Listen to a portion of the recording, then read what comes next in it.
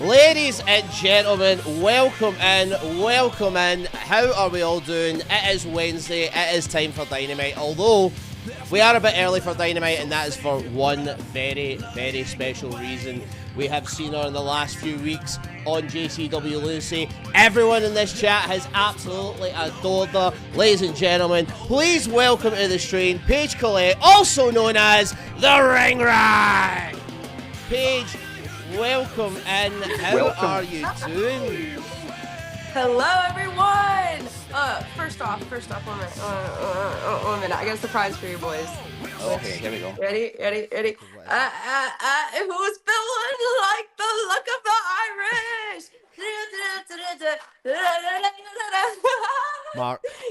Mark.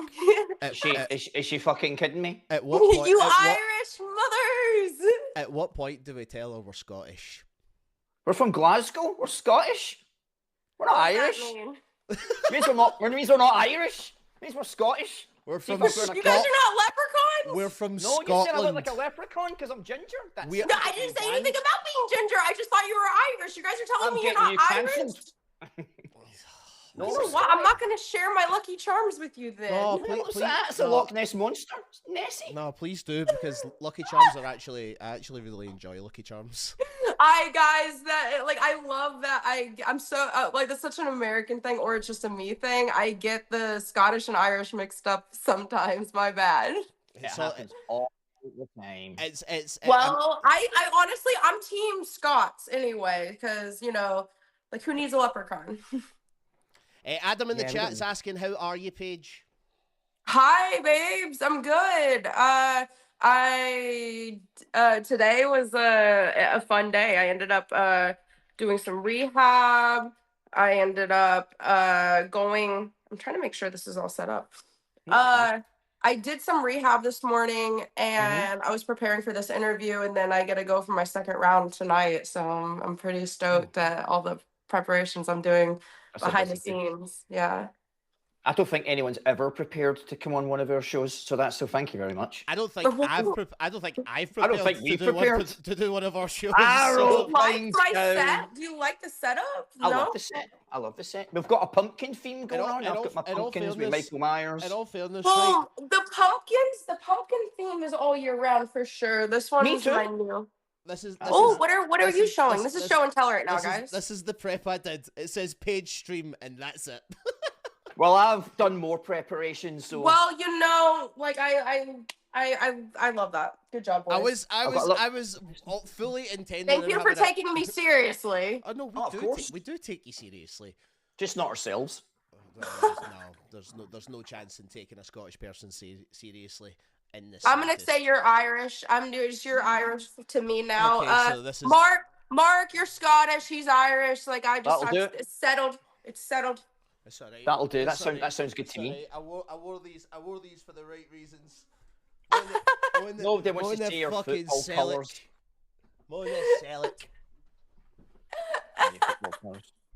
So, Paige, as we're starting off tonight, I think it'd be really interesting for everyone just to get an understanding of where you started out, how you got into wrestling. So, taking it all the way back to the start, and maybe growing up, what sort of wrestlers you were into, what your inspirations were, and then how that transitioned into you doing professional wrestling and being part of the professional wrestling business.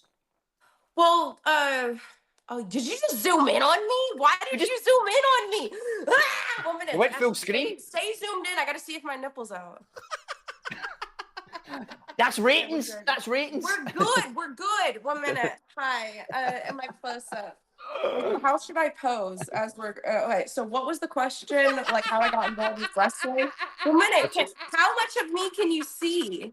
Do you know, I articulated that question so well. I was actually impressed with myself. I like this angle. I like this where we're all in it. Can I be in between you two, though?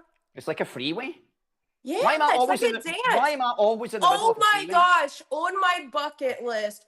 Well, I when I was in the wheelchair, I've had a couple bucket lists. So let's just what was the so you're asking me how I got involved with wrestling?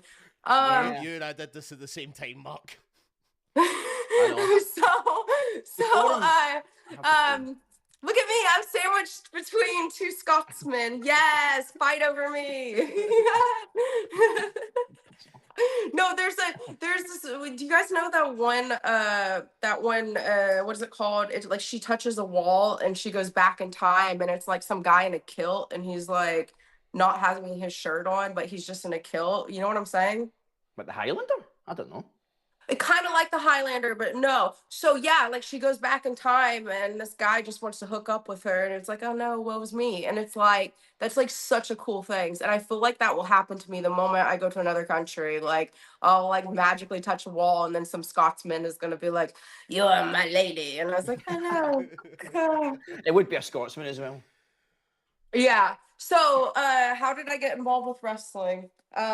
So like in the business, the majority of people were fans. I noticed that like because I was just 18 years old when I got involved. I saw that a lot of people were marks for the community or like grew up watching it. Like for example, my caregiver Nathaniel, who takes care of me with my CRPS, he's a professional wrestler, and he has the exact opposite story of me. He like where I never grew up watching wrestling and I never was a fan, and my family, I didn't come from a household that was of wrestlers. So, but Nathaniel, he like one of his first memories, like he was in diapers watching wrestling. So that's the usual story is you're a fan, you grow up watching it, you're inspired, you go to school for it, you become one, right? Yep. Me, my story started very, very odd. I ended up becoming homeless because I chose wrestling. It's a unique story because I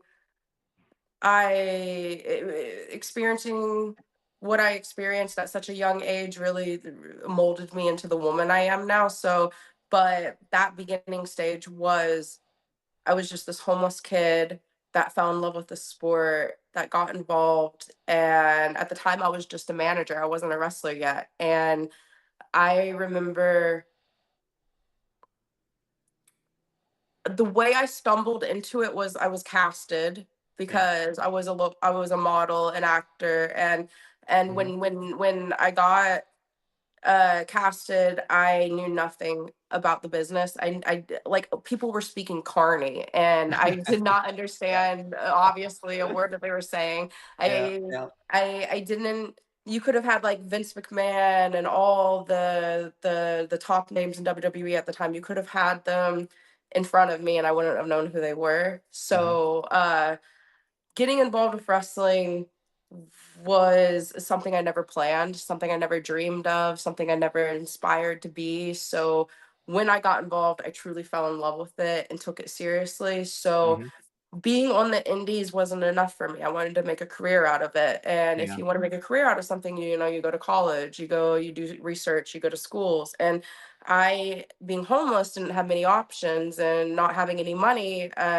I was really like, what can I do to make this happen? So I ended up going to Texas and training under Funaki for just under a year. Funaki. Yeah. So I was with my friend Nathaniel. That's he's my brother. He's my my caregiver that I mentioned earlier. Him and I were down at Funaki's, and for just under a year, we trained with him. And he had his own Spartan gym, his own facility. Like right now, he's with this hybrid school, and he's been with them for a minute. But when I was with him, it was just his facility, and I just remember him like I was just like I said, the actor that became a manager. I'm learning, I'm falling in love with this business. I just spent like a couple years in Kentucky helping tear down and set up wrestling rings all throughout the indies. Like Well, that's fun, that, isn't it?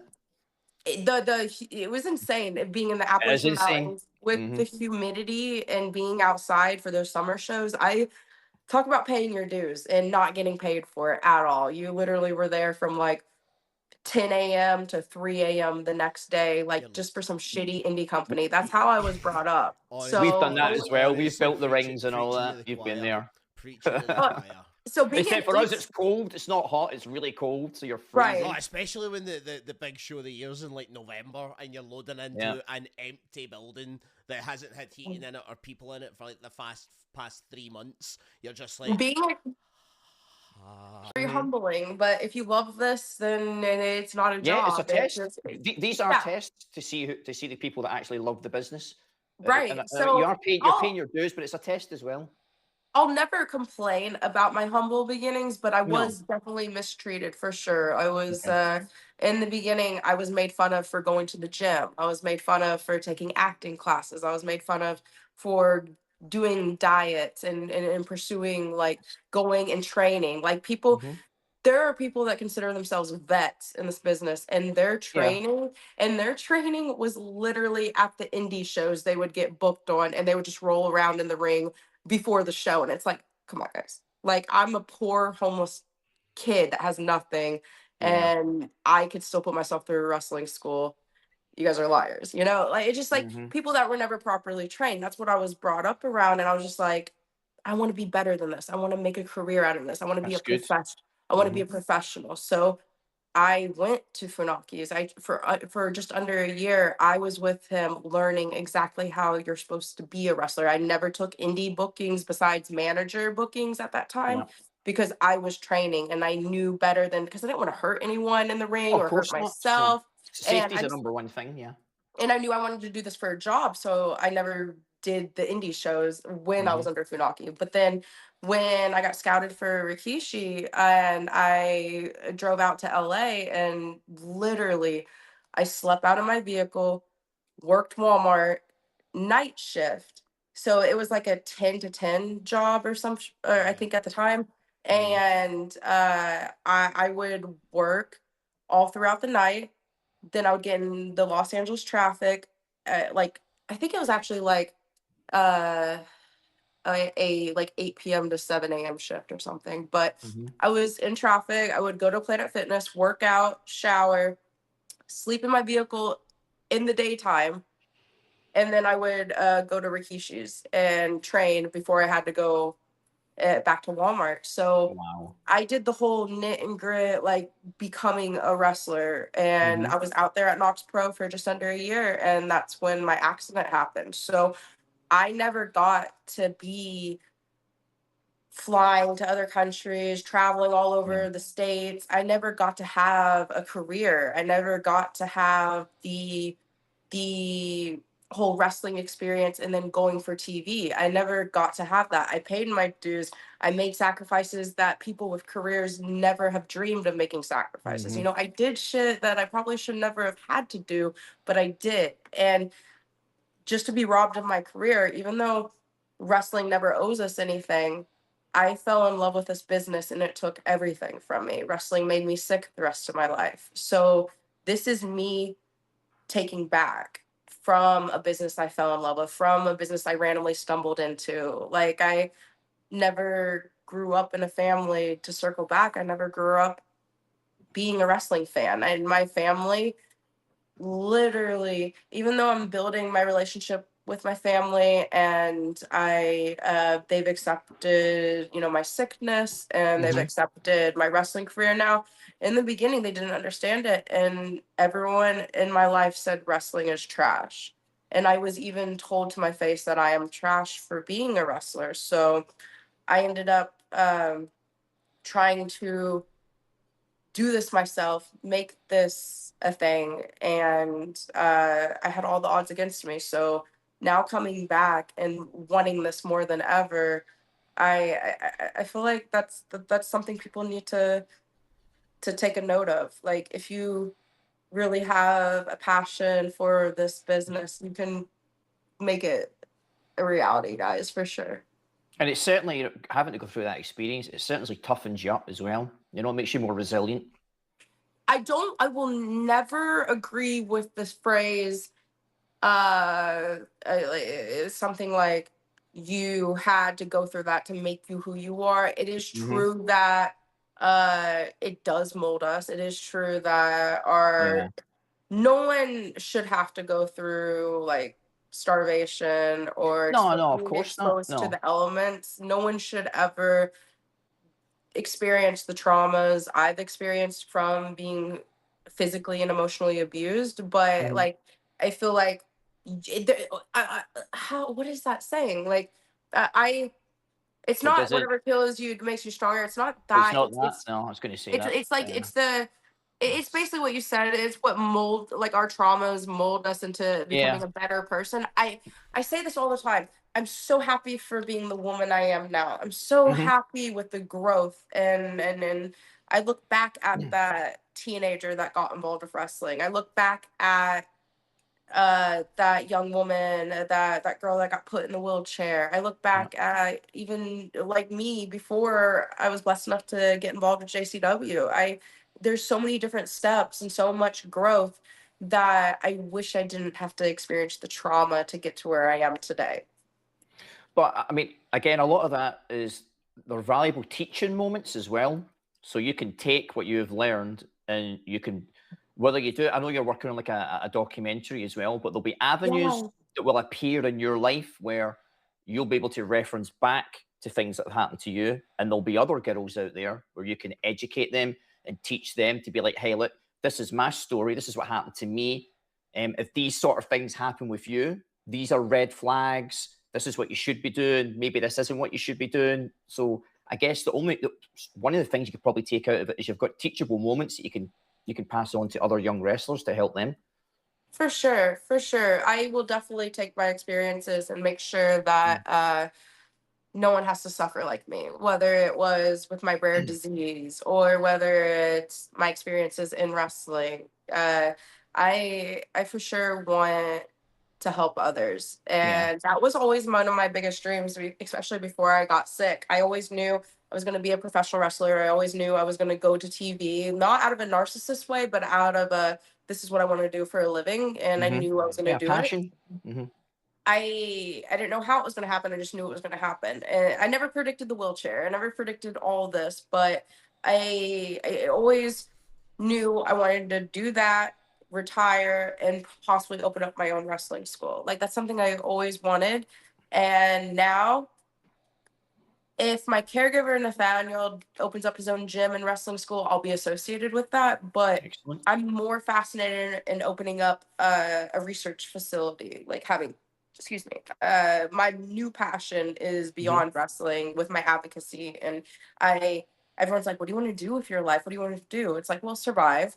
Yeah. And then if my body doesn't destroy me, say I get to be in remission, say I get to live a fulfilled life, I want to have a research facility for diseases, for rare diseases, and I would love to somehow have a foundation where I was going people to say that. Yeah, foundation. have yeah, like whatever that, I'll educate myself on the words later, but I definitely want to have a facility to where we can have funds for people as well that need help financially for treatments Yeah, with with their scholarships, sicknesses. things. Yeah. Yeah.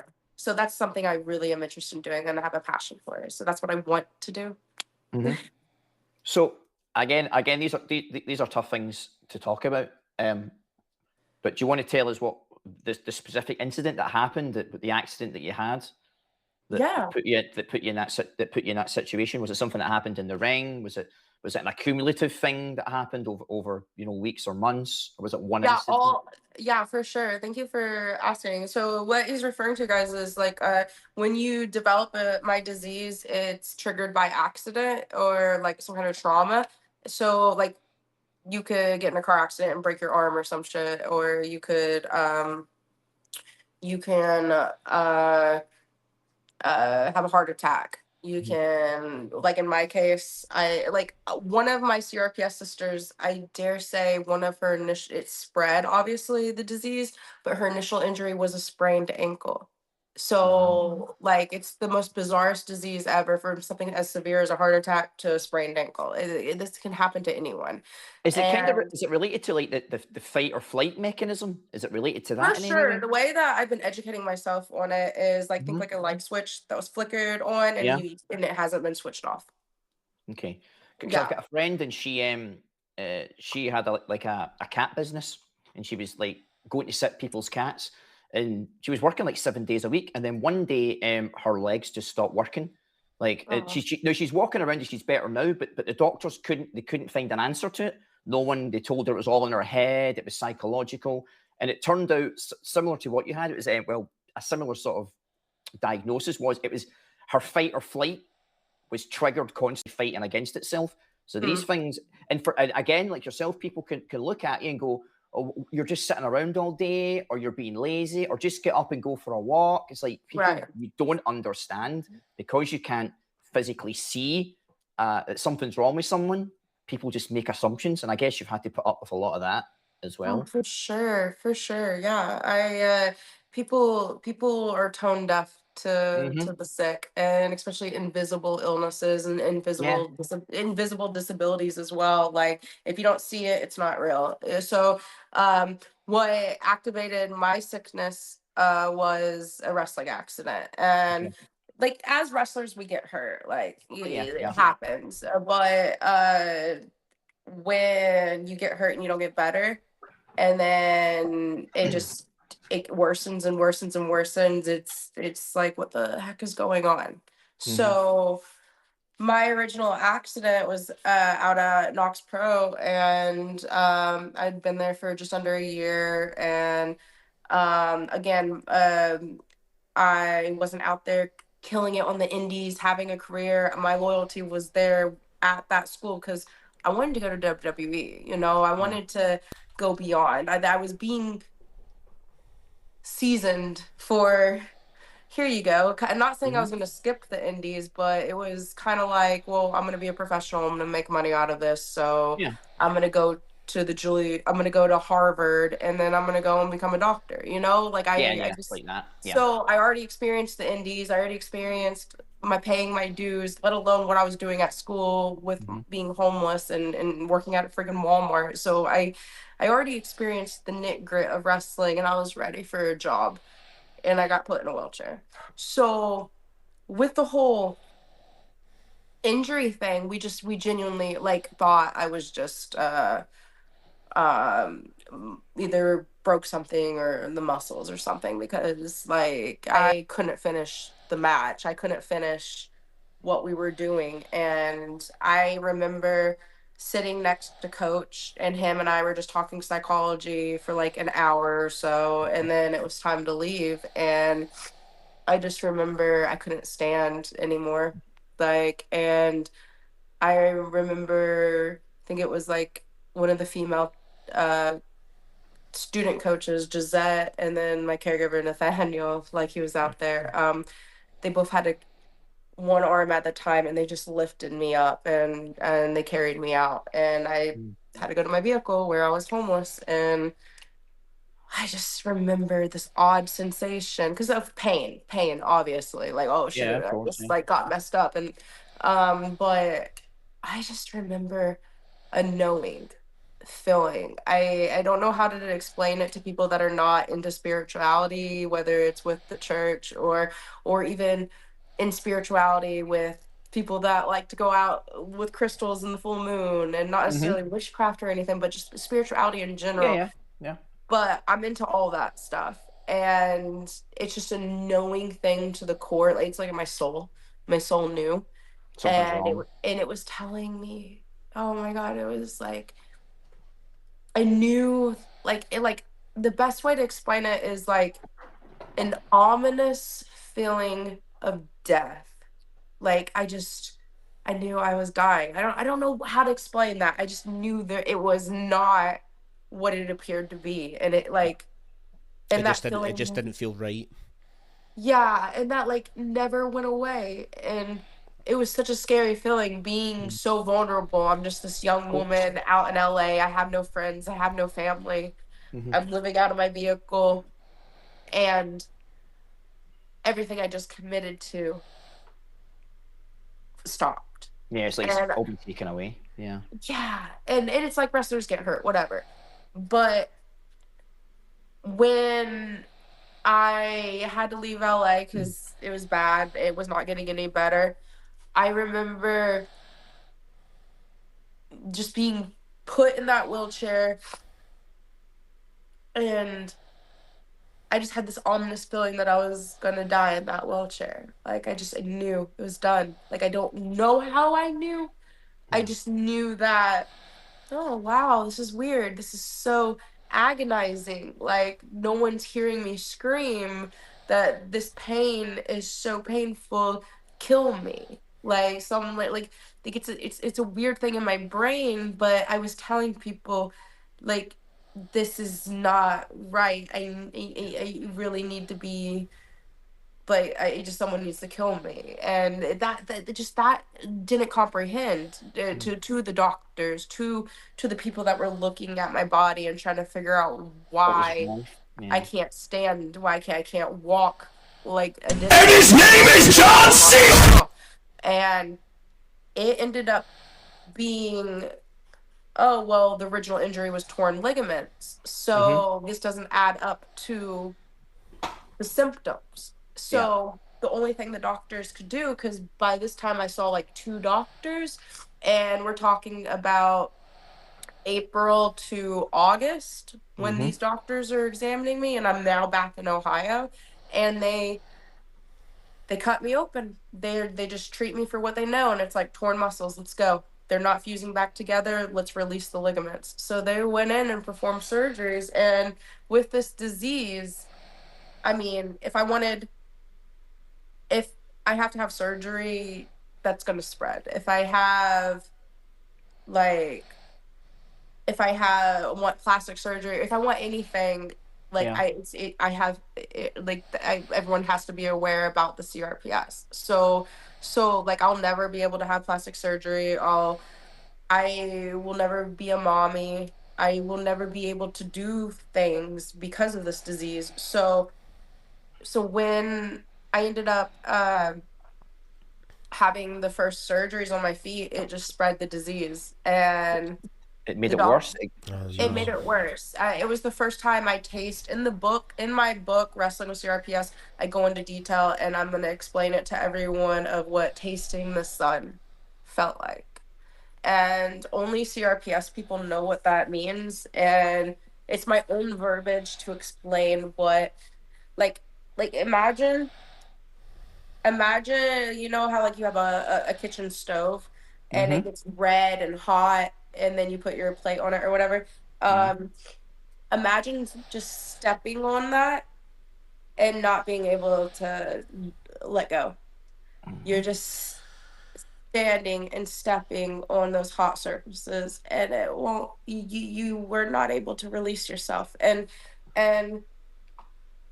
I go into detail in my book about that bit, but is the book coming out soon? Is it something you're working on, or is it coming out? Still working on. I don't know how to Okay. quite to finish it, because we're living it. We're living every bit of it, every moment of it. You're basically writing chapters as you're going along. Yeah, there will be a couple books, but my initial injury was just in the feet, and that's where I had my disease. And because it wasn't caught in time, I ended up having my surgeries for my ligaments, and it spread my disease, and that was why I was stuck in the wheelchair for so long. I could not. I was abandoned. How long exactly was it you were in the wheelchair for? Years. Wow. Years. Like I stared at walls, guys. Like my parents put me in their summer place, and there was no internet, there's no TV, there was no phone service. I literally was in a wheelchair watching the sun rise and set. I was staring at freaking walls, and I developed cabin fever. And mind you, I'm experiencing CRPS, the most painful pain known to man. And I have no pills, no medical marijuana, not even alcohol. I am raw dogging this for years and staring out a window. And I just was like, this is the oddest death. This is the oddest, slowest, drawn out death anyone could ever imagine. I was like, I don't know what I did to deserve this. I don't know what I did what did I do in a past life? Was I like freaking a dictator in a past life? Because who deserves this cruelty? And during that time, I lost my faith in God, and one of my coping mechanisms was just saying that there is no God. There is no God. And I believed that. during my wheelchair days because of the pain and how it was spreading and how by the time that I got.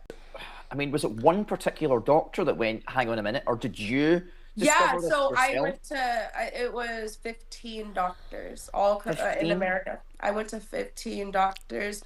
I'm talking, no, I did not leave a stone unturned. I was my biggest Obviously, advocate. yeah. Is it because it's so rare and just doctors don't have enough knowledge about it? That's why it took so long. In my documentary, we're going to be going back to every single one of these people. In my documentary, we are going back to every single one of them. But I am not going to sue. I'm not going to raise my voice. I'm going to educate these doctors. I was going to say, again, this is education for these guys I'm going to tell I'm going to tell them my words are I forgive you, and because you guys did not know, and I'm just gonna hug them and forgive every single one of them because I should have died. There's no reason how I survived this, and I feel like that's gonna be an important moment. And then in the end of it, you're gonna see the one that discovered me, and I don't want to take her story because I know with my brain fog, everyone has their own truth. But from what I gathered, she was a nurse and was under a neurologist, and he knew of this rare disease and he studied it and he wanted to save people, and that made her want to become a doctor, and she became a doctor and she knew of this rare disease. That's so strange, isn't it? Yeah, she knew of this rare disease, and when she found me, she's like, you gotta write a book about this, baby. She's like, oh my God. She's like, and off the record, I need to word this right because I don't want anyone to get in trouble, but she's like, I was crying, I was sobbing, and I was angry at the medical community, at myself, at my life. Oh my gosh, like, why couldn't I have been diagnosed sooner? What the? I'd have known sooner, yeah. Like, if I could have been diagnosed sooner, then I never would have wasted my life, my 7 years. How dare you? How dare you? And all I could do, and then also the grievance of, oh, you got this, baby. You have this disease and it is spread. Like, and then the anger of, if they would have caught it in time, then maybe we could have kept it and contained it, and then put my like, think like with cancer, you know, like if it spreads and stuff, and then you start treating it, like remission is, so it's best to catch it soon. And I was just going through such a moment with her, and she said, listen, I don't know why you had to go this long undiagnosed, and quite frankly, you're lucky to be alive. And I'm not allowed to say this, but I think God had a plan for you, and you needed. That's what it sounds like. She's like, you needed to endure. She literally goosebumps. I'm so freaked out because my doctor literally could lose her job by saying this shit. You're not allowed to talk about religion. You're not allowed to talk about stuff like this. And she's like, I've studied this. You're 1 in a million. You should not have survived this, but because you did. And I was like, well, why didn't I have to go so long undiagnosed? That was so torturesome. How dare you? How dare God? And she's like, I think it was to be proven something. I think that whatever you did could be, there's a purpose behind this. And she said, absolutely. Take this. And I'm just like, this nobody, this chubby goofball from Ohio. Like, I don't understand what you mean. I just wanted to be a wrestler. Like, what are you talking about? And she's like, no, like, take this. And she's like, and own it. Survived, and tell your story. And that's how I became, not only I got back into the wrestling community, and I'm taking back from the business that gave me this disease, but I'm so much more than a wrestler now, and it's beyond wrestling. And I tried to articulate this the best as possible because I'm not a scientist, I'm not a doctor. I am a homeless kid that got brought up by the carnies, and now I'm a wrestler. You know, like, who am I? It's an amazing story, though, and again, and chapters are still being written. The story's not finished yet. Everyone keeps on asking about the documentary and the. I had to hold myself back there for saying, finish your story. Finish your story, right? Yeah. It's like seriously, it's like, how is this going to end? You know, like, so my body, I'm still very much sick. I'm not in remission. I have the worst flare-ups. I have good days, bad days. I have decent days that is a roller coaster of different emotions. One second, I'm helping set up a ring, and then the next second, I'm like vomiting in the corner, and I don't want anyone to know about this because, like, I don't want to complain. I don't want, like, a lot of people that are like, if you're in this much pain, why do you have a smile on your face? You know? And it's like, well, what am I doing? Am I in a wheelchair staring at a wall? Or exactly. am I I've been a lot worse. Sometimes you just need to question people. It's like, no one else is going to smile for me, so... Yeah, you're right, mate. Some people look at my smile and they're like, wow, she is so brave. And then other people look at my smile and they question, is she even sick? And it's like, guys, I'm in moments like taking a bump at JCW, you know, I'm doing it. Oh my God. And they're like, how are you? And it's like, why would I be screaming and crying and vomiting and making a big deal about my pain when I'm not in a wheelchair? I'd be in pain if I was in that wheelchair. So instead of staring out of a window wanting death, I am here performing for JCW and fuck yeah, I'm gonna smile. You know? I mean, it's not only that. You were stuck in that wheelchair. You've obviously done millions and millions of hours of rehab to get into a position of where you're at now, where you can go back in the ring and can start to take these bumps. Thank you for pointing that out. That's one thing I can't stress enough. It didn't happen overnight. This in the rehab was, of course, not with doctors. I had to do it by myself. Once again, I was abandoned by the medical community. I had to go to a Planet Fitness and I had to rehab myself. So the best way to explain it to people is my sickness flares up. I have good days, bad days. Some days I can do something, some days I can't. But the best way to explain it, my doctor explained it, is I'm building a callus in a sense. And that's poorly put. I'm building a callus because when I learned how to walk again, I was just in a Planet Fitness for like 5 minutes. Like 5 minutes vomiting and crying and standing. And then eventually that 5 minutes turned to 30 minutes. And then by the end of the month, I was in there for an hour learning to stand and walk. By the end of the year, after so many months, by the end of the year of learning how to walk again, I was in a Planet Fitness for 10 hours, consecutive hours. Like you would have thought I was working a shift there, learning how to walk again. So when people see me in a wrestling ring and they're like, wow, she's taking a bump. Oh, you should have saw me when my light's going out. You should have saw me when, you guys should have saw me when I first learned how to, relearn how to take a bump. So it's like, I'm learning and I'm doing more and I'm able to do more. This light's just not going to work. Sorry, guys. That's all right. So there's a psychological aspect to this as well, because the injury has happened in a wrestling environment. When you're in there and you're performing, you kind of have to compartmentalize what's happened and put it to one side because you don't want it to sort of affect what you're doing in the ring, right? Almost like if you injure. Okay, guys. Ever since I got diagnosed and started re-entering the world, one thing I knew was I'm too sick to wrestle. So I knew things I could do was slowly start to manage, valet, do appearances, and do these podcasts. So for about 2 years now, podcasts was all I had for my wrestling part. It was I had to go on these podcasts. So I've been on a lot of podcasts throughout these 1.5 years, 2 years, and no one's quite asked me that.